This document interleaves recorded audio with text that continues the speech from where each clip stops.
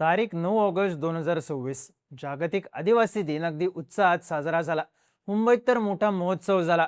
गडचिरोलीमध्ये सुद्धा हा दिवस अगदी आनंदात साजरा करण्यात आला।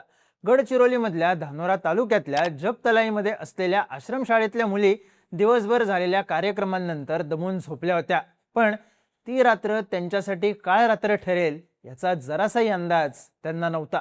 या मुली जिथे झोपल्या होत्या तिथे रात्री साप साप असं म्हणून ओरडण्याचा आवाज झाला। सगळी आश्रमशाळा जागी झाली। तिथे काम करणारी लोक धावली, सापाला मारण्यात आलं, पण या सगळ्यात त्या सापाने 6 मुलींना दंश केल्याचं सांगण्यात आलं। या 6 मुलींना तातडीने हॉस्पिटलमध्ये नेण्यात आलं। यातल्या तिघींचा उपचाराआधीच मृत्यू झाला।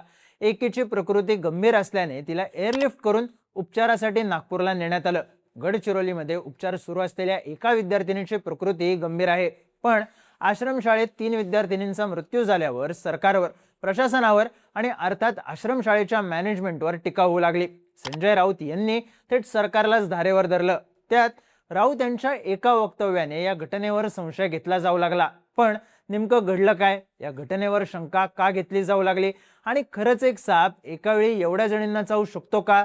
पाहूयात या व्हिडिओमधून। नमस्कार, मी चिन्मय आणि तुम्ही पाहताय बोलभिडू। सगळ्यात आधी बघू नेमकं घडलं काय। तर जपतलाई मधल्या कुप्पारलिंगो शैक्षणिक व सांस्कृतिक विकास संशोधन शाळा तथा अनुदानित आश्रमशाळेच्या वसतिगृहात ही घटना घडली।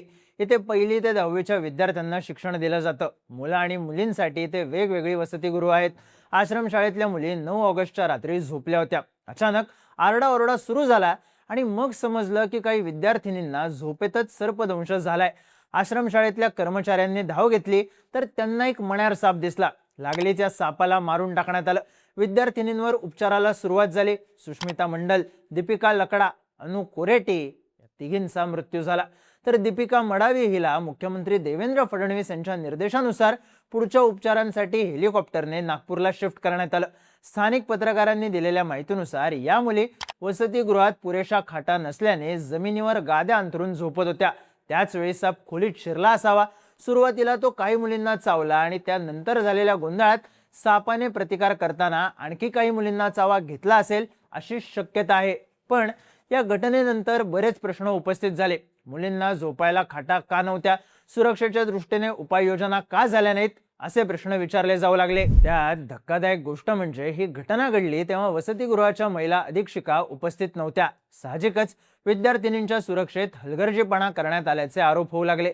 ही घटना समोर आल्यानंतर 10 ऑगस्टच्या सकाळी आश्रमशाळेत पाहणी करायला शासकीय अधिकारी आले, तेव्हा आझाद समाज पक्षाचे कार्यकर्ते आणि गावकऱ्यांनी त्या अधिकाऱ्यांना घेराव घातला आणि कठोर कारवाई करण्याची मागणी केली।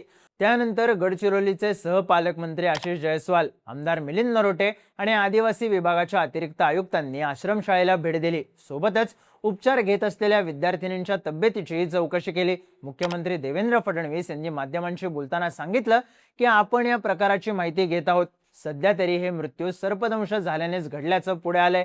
तर गडचिरोलीचे जिल्हाधिकारी अविशांत पंडा यांनी माध्यमांशी बोलताना सांगितलं, या मुलींना अँटीवेनम डोस दिले आहेत। वैद्यकीय पथक त्यांच्यावर देखरेख ठेवून आहे। आश्रमशाळेने नियमांचं पालन केलं नाही। त्यांनी रात्री खिडकी उघडी ठेवली, जाळी लावली नाही, ज्यामुळे सापाला प्रवेश करता आला। जे दोषी आहेत त्यांच्यावर कायद्यानुसार कारवाई केली जाईल।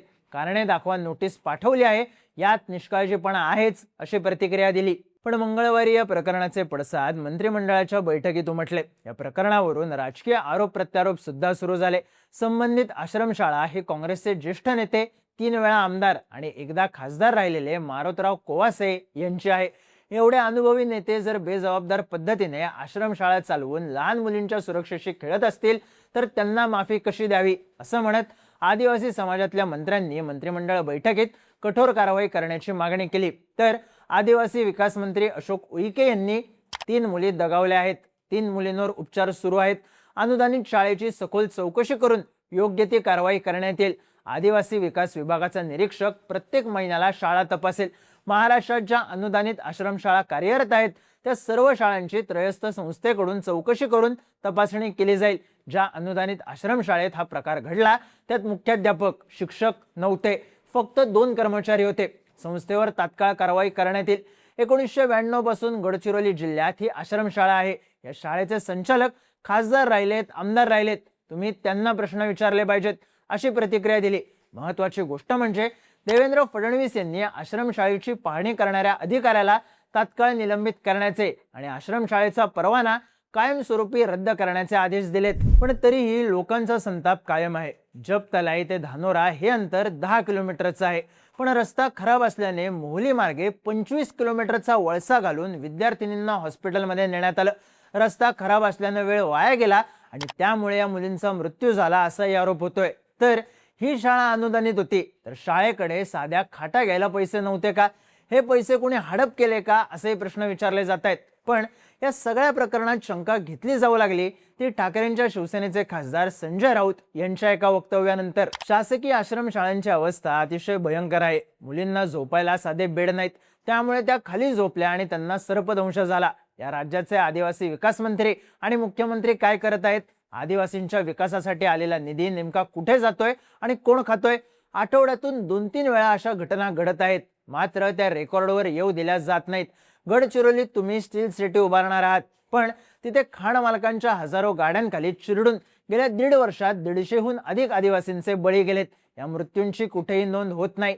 जर एखादा आदिवासी ट्रक खाली चिरडून मेला तर खाण मालकांना नुकसान भरपाई द्यावी लागेल, म्हणून 5 मिनिटात त्याची बॉडी गायब केली जाते आणि पाण्याचे फवारे मारून रक्त साफ केलं जातं, असं विधान संजय राऊतांनी केलं. त्यांनी 2 वेगवेगळे आरोप केले, पण मृतदेह 5 मिनिटात गायब केले जातात या वक्तव्याची हेडलाईन झाली आणि ती विद्यार्थिनींच्या मृत्यूशी जोडली गेली. आणि या गोंधळामुळे शंका उपस्थित झाल्या. या शंकांमध्ये आणखी एका गोष्टीमुळे भर पडली.